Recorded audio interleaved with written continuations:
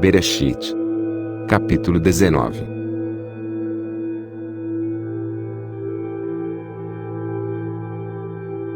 Sodoma e Gomorra, destruídas. Os dois querubins chegaram aquela tarde a Sodoma. Lote estava ali, sentado à entrada, quando se aproximaram. Ao vê-los levantou-se, foi-lhes ao encontro para recebê-los, e dar-lhes as boas-vindas. Meus chefes, venham para minha casa. Serão meus hóspedes esta noite. De manhã, à hora que quiserem, podem partir e continuar o caminho. Não, ficamos aqui mesmo na rua. Mas Lote tanto insistiu, que aceitaram, e foram para a casa dele. E deu-lhes uma bela refeição, mandou até fazer bolos, sem levedura, para comerem. Quando se preparavam para se deitarem, vieram os sodomitas, os habitantes da cidade, do mais novo ao mais velho, e cercaram a casa, gritando para Lote: traz-nos aqui fora, esses homens que aí tens. Queremos possuí-los. Lote saiu, fechou a porta atrás de si, e falou-lhes: meus amigos, imploro-vos que não façam uma coisa dessas, de tal maneira repulsiva. Olhem, tenho 2 filhas virgens. Trago-as aqui fora e vocês fazem delas o que quiserem. Mas deixem estes homens em paz, porque estão sob a minha proteção. Sai daí! Gritaram-lhe. Quem pensas tu que és? Deixamos este indivíduo fixar-se como estrangeiro, aqui no meio da gente, e agora se vem armar em juiz. Vamos, mas é fazer-te a ti, pior ainda, do que a esses outros 2, que estão lá dentro, e é já. E investiram na direção de Lote, procurando arrombar o portão do gradeamento. Os 2 homens, contudo, entreabriram a porta da casa, puxaram Lote para dentro, e trancaram-se com segurança. E fizeram com que aqueles sodomitas, que rodeavam a casa, ficassem cegos, do menor ao mais velho, de tal forma, que por fim, cansaram-se de andar à procura da porta e desistiram. Que parentes tens tu aqui na cidade? Perguntaram os visitantes a Lote. Tira-os todos deste local, filhos, filhas, genros e mais alguém ainda que tenhas, porque vamos destruir completamente a cidade. O mau cheiro, pestilento, deste lugar, chegou ao Shual-Maial, e Yahweh, Elohim, enviou-nos, para destruir isto tudo. Então, Lote foi correndo ter com os seus futuros genros, e disse-lhes: depressa, saiam já da cidade, porque Yahweh, Elohim, vai destruí-la, imediatamente. Mas os rapazes não fizeram mais do que por se olhar para ele como se tivesse perdido o juízo. Começava já a amanhecer, e os querubins iam apressando cada vez mais a Lote: vamos, quanto antes. Pega já a tua mulher, e as tuas 2 filhas, que aqui vivem contigo, e foge o mais rápido que puderes, se não quiseres ser apanhado na destruição da cidade. Mas, mesmo assim, Lote hesitava, e se demorava.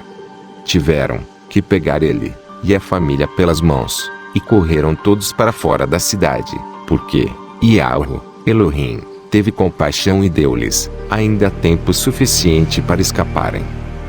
Fujam, se querem escapar com vida. Gritaram-lhes os querubins. E não olhem para trás. Escapem-se para as montanhas. Em todo o caso, não se demorem, de forma nenhuma, por aí atravessar a campina, porque senão, arriscam-se a morrer. E Lote replicou: mas assim não, meus chefes. Já que foram tão bondosos para comigo, salvando minha vida, e tendo tanta piedade de nós, então, se não se importassem, deixavam-me fugir, antes para aquela pequena localidade, ali ao fundo, porque estou com muito medo de ir para as montanhas, e de ser apanhando lá em cima, por esse mal que vai vir. Além disso, é tão pertinho, essa povoação, e não passa de um simples lugarejo, não é verdade? Então, me deixem ir para lá, e assim estarei seguro. Pois está bem, disse-lhe o querubim. Estou de acordo com mais esse teu pedido, e será assim a maneira de poupar a pequena povoação de que falas. Mas depressa, porque nada poderei fazer, enquanto não tiveres lá chegado. Por isso, desde então aquela aldeia ficou a ser chamada Zoar, que quer dizer pequena cidade. O sol já ia subindo, quando Lot chegou enfim, a tal localidade. Então, Yahweh, Elohim, fez cair fogo e alcatrão incendiado, do Shual-Maial, sobre Sodoma e Gomorra, e destruiu-as completamente, assim, como também as outras cidades, daquela planície toda, fazendo desaparecer tudo, tanto os seres humanos como a vida animal e vegetal. E a mulher de Lot olhou para trás, enquanto ia fugir. Por isso ficou convertida em uma estátua de sal. Nessa manhã, Abraham levantou-se cedo, e foi àquele local, onde tinha estado a rogar a Yahweh, Elohim. Olhando então, para a campina de Sodoma e Gomorra, só viu fumo que subia da terra, como se tudo fosse um gigantesco forno. Foi, assim, que Yahweh, Elohim, ouviu o pedido de Abraham, e salvou a vida de Lot, tirando-o daquela destruição mortífera, que caiu sobre a região. Lot, e as suas filhas. Depois disso, Lot deixou Zoar, com medo da gente que ali havia, e foi viver em uma caverna na montanha, com as duas filhas. Um dia, a mais velha disse à irmã: em toda esta região aqui à volta, não há um só homem, com quem o nosso pai nos deixe casar. E ele próprio, em breve, estará velho demais para ter filhos. Vamos enchê-lo de vinho, deitamo-nos com ele, e assim faremos com que haja descendentes, e que a nossa família não acabe aqui. Assim, embriagaram o pai naquela noite, e a mais velha foi deitar-se com ele, que aliás, não percebeu nada, nem quando ela veio, nem quando se foi embora. Na manhã seguinte, disse a irmã: pronto. Ontem à noite já me deitei com o pai. Vamos enchê-lo outra vez de vinho, para que a nossa família não acabe.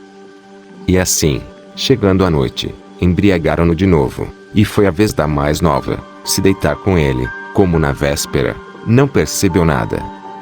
As duas jovens ficaram grávidas. E a mais velha teve um filho, a que deu o nome de Moabe, o antecessor dos Moabitas.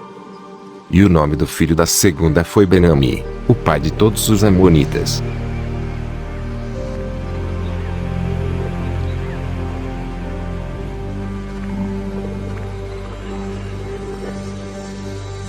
Bereshit, capítulo 20. Abraham e Abimeleque. Abraham partira um dia daquela terra, em direção ao sul, ao Negev, e tinha se fixado entre Cádiz e Sur. A certa ocasião, estando de passagem pela cidade de Gerar, Abraham disse a alguém que Soroá era também a sua irmã. E Abimeleque, rei de Gerar, mandou que a fossem buscar, e a trouxessem para o palácio. Nessa mesma noite, Yahweh, Elohim, apareceu-lhe em sonho e disse-lhe: tens de morrer, porque essa mulher que mandaste trazer é casada. Contudo, Abimeleque ainda não lhe tinha tocado, por isso respondeu: irás tu matar uma pessoa que está inocente, Yahweh, Elohim? Foi ele próprio que me disse que era irmã dele. E ela confirmou que sim, que ele era o seu irmão. Eu não tinha a mínima intenção de forçar ninguém, nem de agir ilegalmente.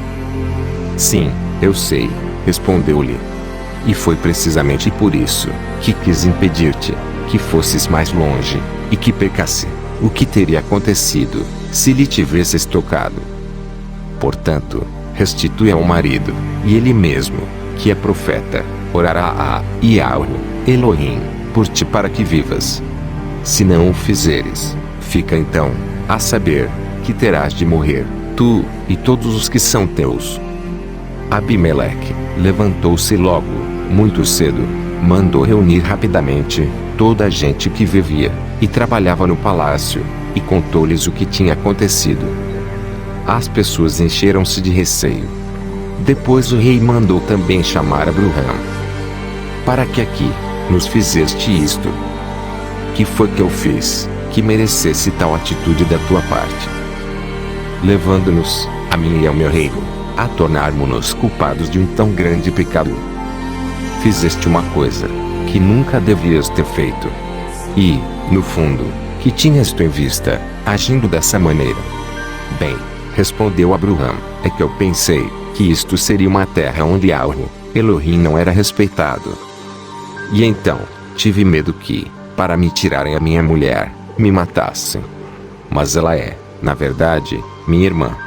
Quer dizer, é filha do meu pai, mas não da minha mãe. E pude casar com ela. Quando Yahweh, Elohim, me mandou sair da minha pátria e andar por terras afastadas, e que me eram estranhas, pedi à minha mulher, que por amor a mim, dissesse em toda a parte que era minha irmã. Então, o rei Abimeleque pegou ovelhas, vacas, criados, tanto homens como mulheres, e deu-os a Abraham.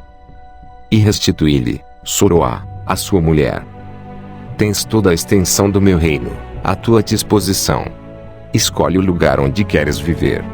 E dirigindo-se a Soroá, dei ao teu irmão 1000 moedas de prata, para a reparação do dano moral que lhe causei, de forma também a que tu própria fiques ao abrigo de qualquer suspeita ou acusação neste assunto, porque é assim que manda a justiça. Abraham orou, pedindo a Yahweh, Elohim, que restabelecesse a normalidade nas vidas, tanto do rei, como da sua mulher, da sua família, e de toda a gente que trabalhava para ele, porque Yahweh, Elohim, tinha impedido as mulheres de terem filhos, para castigar Abimeleque, de ter ficado com a mulher de Abraham.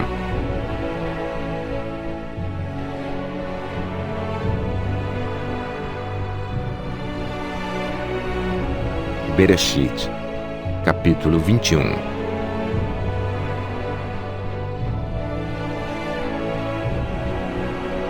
O nascimento de Yahweh-Tzkak. Portanto, Yahweh, Elohim, fez, conforme tinha prometido. Soroá, ainda que fosse já uma mulher idosa, ficou grávida, e deu um filho a Abraham, na época que Yahweh, Elohim lhes tinha indicado. Abraham pôs-lhe o nome de Yahweh-Tzkak. 8 dias após o nascimento, circuncidou-o, segundo o que Yahweh, Elohim, tinha ordenado. Tinha então Abraham 100 anos de idade. E Soroá declarou: Yahweh, Elohim, fez com que eu me risse. E todos os que souberem o que me aconteceu hão de alegrar-se comigo. Porque quem havia de sonhar, sequer, que eu podia vir a ter um menino? E a verdade é que acabo de dar um filho a Abraham, já em plena velhice. Agar e Ismael, mandados embora. O tempo foi passando, o bebê ia crescendo, e foi desmamado. Abraham deu, nessa época, uma grande celebração, com banquete, para comemorar o acontecimento. No entanto, Soroá observou que Ismael, o filho de Abraham e da sua criada Agar, se divertia com aquilo tudo, e fazia troça.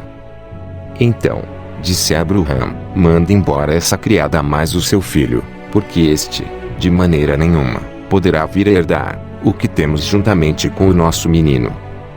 Abraham ficou bastante contrariado, porque, apesar de tudo, Ismael era seu filho também. Mas Yahweh, Elohim, disse-lhe: não fiques contrariado quanto ao filho da criada da tua mulher. Faz como Soroá te disse. Porque realmente, só através de Yahweh-Tzkak é que a minha promessa terá cumprimento. Contudo, sem dúvida, que os descendentes do filho da criada formarão também uma grande nação, pois é igualmente teu filho. Abraham, então, se levantou muito cedo, na manhã seguinte, para despedi-los e preparar-lhes alimento para a viagem. Deu assim a Agar o farnel, mais um recipiente com água.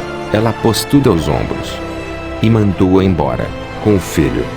Ela foi andando e vagueando através do deserto de Beersheba. Quando a água se acabou, pôs o menino à sombra de uns arbustos e afastou-se dali, à distância, mais ou menos de um tiro de arco. Então, rompendo em choro, clamava: não posso ver morrer o meu menino. Mas Yahweh, Elohim, respondeu aos apelos da criança, e o querubim de Yahweh, Elohim, chamou Agar, desde o Shual-Maial. Que tens tu, Agar? Nada receeis. Porque Yahweh, Elohim, ouviu o pequeno, ali onde ele está. Vai, e pega teu filho, e consola-o, porque os seus descendentes hão de constituir uma grande nação. Naquele momento, Yahweh, Elohim abriu-lhe os olhos, e viu um poço, mesmo ali. Pode então encher de água a vasilha, e foi dar de beber ao filho.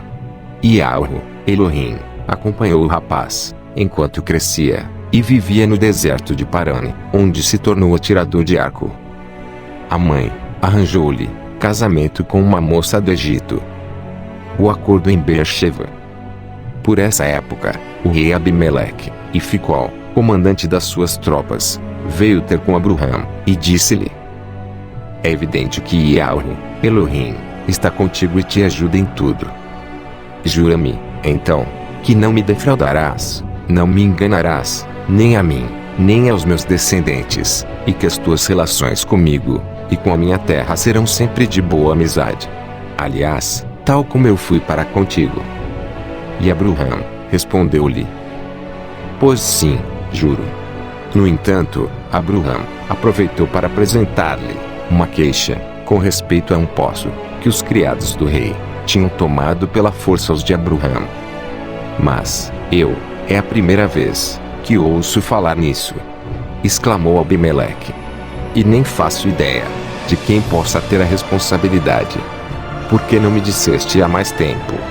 Então, Abraham deu ao rei ovelhas e vacas, como sacrifícios, que selassem aquela aliança que faziam entre si. Entretanto, Abraham pôs à parte 7 cordeiros do rebanho. E o rei perguntou-lhe: para que fazia aquilo? E Abraham: são um presente especial, que te dou, como testemunho público, de que este poço, que eu próprio abri, me pertence. Por isso, a partir de então, aquele lugar passou a chamar-se Beersheba. Foi, pois, assim, que se realizou aquela aliança entre eles. E o rei Abimeleque, com Ficol, o comandante das suas tropas, foram-se embora.